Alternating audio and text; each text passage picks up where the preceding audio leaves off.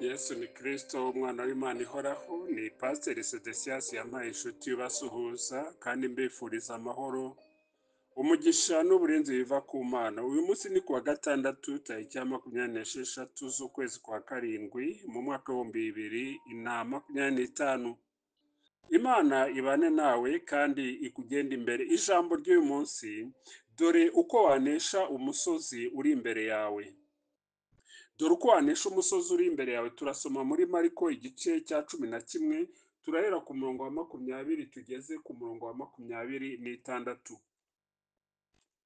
Mariko igice cya 11 umutwe w'amagambo uravuga ngo iby'umutini n'ibyo gusenga no kubabarirana.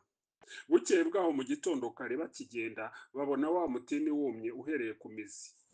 Petero yibutse ibyawo aramubwira ati, mwigisha, dore wa mutini wavumye wumye. Yesu arabasubiza ati, mwizere Imana. Ndababwira ukuri yuko umuntu wese wabwira uyu musozi ati, shinguka utabwe mu nyanja, ntashidikanye mu mutima we, yizeye yuko icyo avuze gikorwa, yakibona. Nicyo gitumye mbabwira nti, ibyo musaba byose mubishyizeho umutima, mwizere yuko mubihawe kandi muzabibona. Kandi nimuhagarara musenga, hakaba hari umuntu wabagiriye nabi, mumubabarire kugira ngo so wo mu ijuru nawe abababarire ibyaha byanyu. Ariko nimutababarira abandi, so wo mu ijuru nawe ntazabababarira ibyaha byanyu. Imana itugirire neza, Imana idushoboze kandi Imana itubashishe. Dore uko wanesha umusozi uri imbere yawe. Bibiliya ni igitabo cy'Imana, ni igitabo cy'isezerano, amasezerano y'Imana. Imana kandi irasezeranya ndetse igasohoza. Muri Zakariya igice cya 4:7 ngo wa musozi we munini wiyita iki? Imbere ya Zerubabeli uzaba ikibaya, uzaba ikibaya. Umusozi uri imbere yawe uragomba kuba ikibaya mu izina rya Yesu. Kuki? Kuko hari uko wanesha uwo musozi, hari uko wabigenza uwo musozi ugakurwa hawo. Ese imbere yawe haba hari umusozi ubangamiye amahoro yawe yo mu mutima? Ese imbere yawe haba hari umusozi ukubuza gukomeza urugendo kandi ugomba gukomeza ujya imbere? Umusozi ushobora kuba ari ikigeragezo cy'uburwayi. Umusozi ushobora kuba ari kutumvikana n'umukoresha wawe, kutumvikana n'uwo mubana, kutumvikana n'umuturanyi, kutumvikana n'umuyobozi, kutumvikana n'umwarimu wawe. Ibyo byose bishobora kugaragara imbere yawe nk'umusozi uguca intege kandi ubona yuko ntaho wanyura ngo ukomeze. Ariko hari inkuru nziza, hari ijambo ry'uyu munsi, hari uburyo ki umusozi wakurwa imbere yawe. Uwo musozi uragomba kuvaho. Bibiliya hari ikitubwira, aho dusomye hano muri Mariko igice cya 11, hatugaragariza buryo ki umunsi umwe umwami Yesu Kristo yinjiriye i Yerusalemu ahetswe n'indogobe. Yagendanye n'abigishwa be, noneho aza kubona umutini, abona ni umutini ufite amababi atoshye, asa neza, ameze neza. Aribwira ati, tugende tujye gushakira imbuto kuri kiriya giti. Baragenda, bageze ku mutini basanga n'ibibabi gusa, basanga n'ibibabi gusa. Mwene data, nshuti, muvandimwe mukundwa, reka nkubwire ngo Imana irashaka ko twera imbuto kandi zikwiriye abihannye, ndetse imbuto zihoraho. Hari abunganizi mu by'amategeko bajya bibwira kuba baburanira uyu mutini ngo nuko ngo kitari igihe cyo kwera kw'imitini. None se imbuto zirakenewe. Ni nk'aho umukristo yavuga ati, umva rero, noneho ubwo uyu munsi atari ku cyumweru, reka nikorere ibyo nishakiye, noneho ku cyumweru nzagerageza kwitwararika no kwera imbuto zikwiriye abihannye. Imbuto zikwiriye abihannye ni buri munsi, ni buri munsi, ni buri saha. Mu Bagalatiya igice cya 5 umurongo wa 22, wongere ufate umwanya uyu munsi, nongere mfate umwanya, dufate umwanya turebe ziriya mbuto z'umwuka. Uhereye ku rubuto bwa mbere ugakomeza. Ese koko turi kwera imbuto z'umwuka mu gihe nk'iki ngiki? umusozi uri imbere yawe uragomba kuvaho, nibyo, ariko nanone turagomba kureba ese dufite imbuto cyangwa n'amababi. Reka nkubwire amababi, buriya Adamu na Eva bagerageje kwifunika amababi ngo barebe ko bafunika ubwambure bwabo, biranga kugeza ubwo Imana yabambitse uruhu, mu yandi magambo hamenetse amaraso kugira ngo babashe kwambara. Kubw'amaraso ya Kristo tugaragara imbere y'Imana twambaye.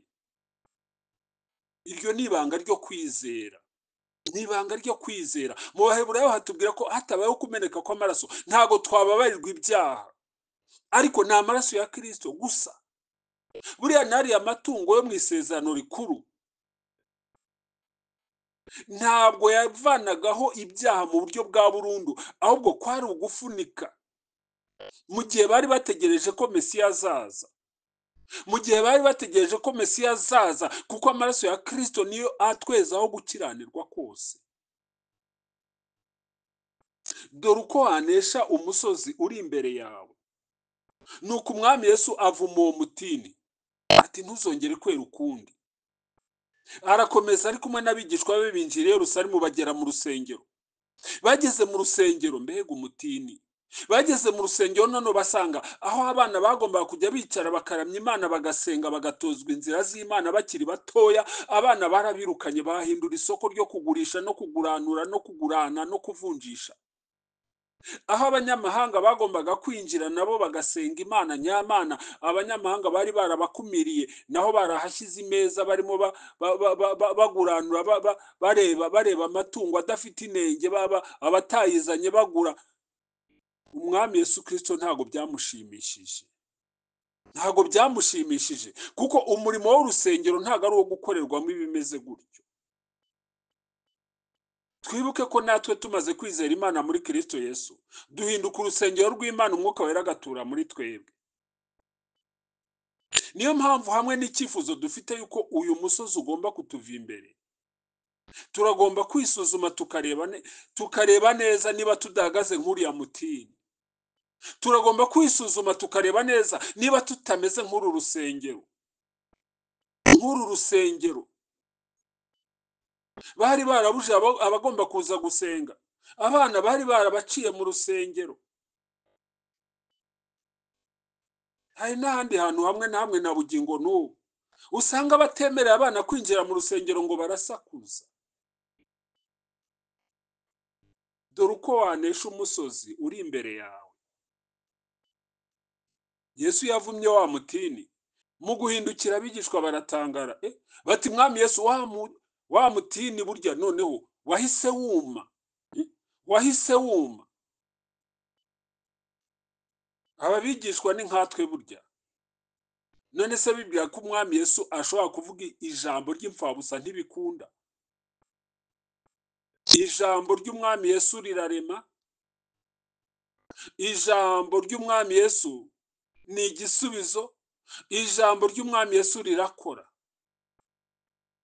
Umunsi umwe umutware w'abasirikare aramubwira ati nta nubwo ari ngombwa kuzi wanjye ngukize uwo mwana wo mu rugo urwaye, wowe vuga ijambo gusa umwana arahita akira utagombye no kujyayo. Haleluya.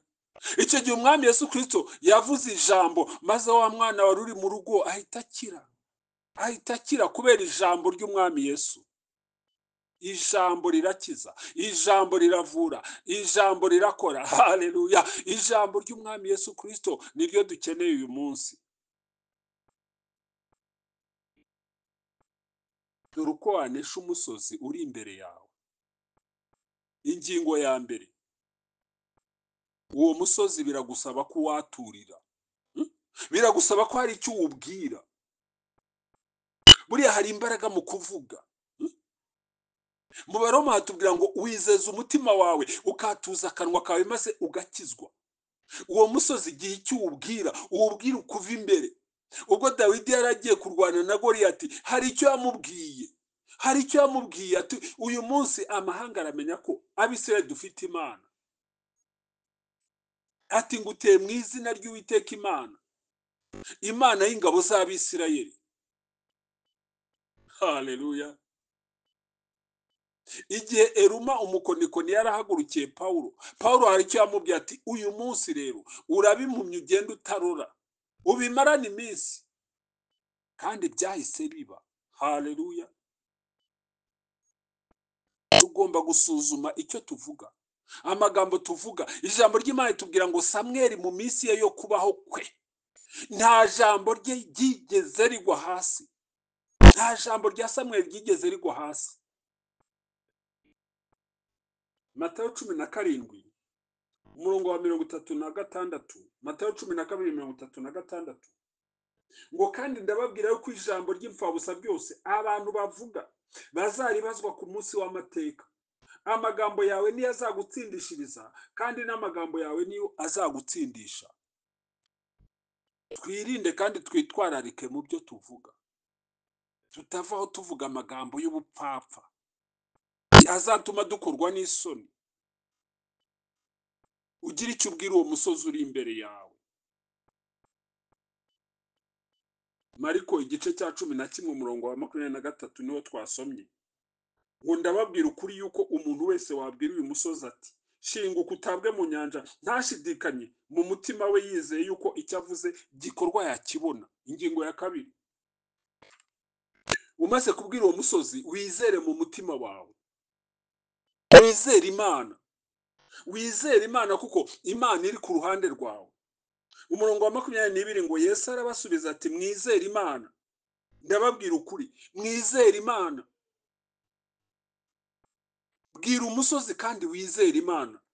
Yakobo igice cya 1 umurongo wa 6, ngo ariko rero usabe wizeye ari ntacyo ushidikanya, kuko ushidikanya ameze nk'umuraba w'umunyanja ujyanwa n'umuyaga ushushubikanywa. Dusenga Imana, dusaba Imana kandi twizeye, kuko Imana yumva gusenga kwacu kandi ikadusubiza amasengesho. Ingingo ya 3, kandi utegereze igisubizo. Haleluya. Utegereze igisubizo Imana iguha, kuko iyo abivuze niyo kwizerwa, no kubikora izabikora. Imana niyo kwizerwa, ijambo ryayo ni rizima, ntibeshya. Umurongo wa 24, nicyo gitumye mbabwira nti ibyo musaba byose mubishyizeho umutima, mwizere yuko mubihawe kandi muzabibona.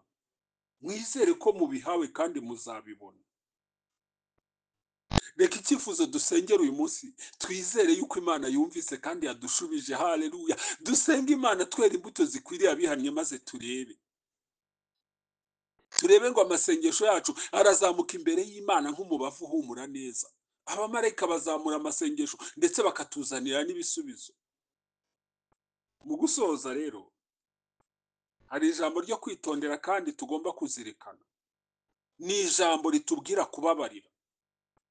Umurongo wa 25, ngo kandi nimuhagarara musenga, mu yandi magambo nuhagarara uvana umusozi imbere yawe, nimuhagarara musenga hakaba hari umuntu wabagiriye nabi, mumubabarire kugira ngo so mu ijuru nawe abababarire ibyaha byanyu. Mu yandi magambo, kugira ngo data wa twese uri mu ijuru atuvanireho umusozi, atuvanireho umusozi. Abefesi igice cya 4 umurongo wa 32, ngo mugirirane neza, mugirirane imbabazi, mubabarirane ibyaha nk'uko Imana yabababariye muri Kristo Yesu. Amen. Tubabarirane maze Imana ihagarane nawe, ihagarane natwe, maze ituvanireho imisozi iyihindure ikibaya. Nguhesheje umugisha mu izina rya Yesu. Imana ikwishimire kandi nukuri ikuvanireho umusozi uri imbere yawe. Dusenga. Uwiteka Mana, mu izina rya Yesu, ushimwe uhimbazwa w'icyubahiro mwami wacu kandi Mana y'agakiza kacu. Ushimwe ko wabanye natwe ukagendana natwe muri iki cyumweru cyose, ukaduha ijambo ryo kwizera no gutahukana intsinzi nk'uko Dawidi yatahukanye intsinzi imbere ya Goliyati. Uwiteka Mana, ndakwinginga, sengera umwe wese tugendanye urugendo rw'ijambo ry'uyu munsi, kugira ngo umwuzuze kwizera kandi umurwanirire ndetse umuvanireho umusozi wose umubujije amahoro. Urakoze Mana kubyumvise kandi ubikoze mu izina rya Yesu Kristo, umwami n'umukiza wacu. Amen.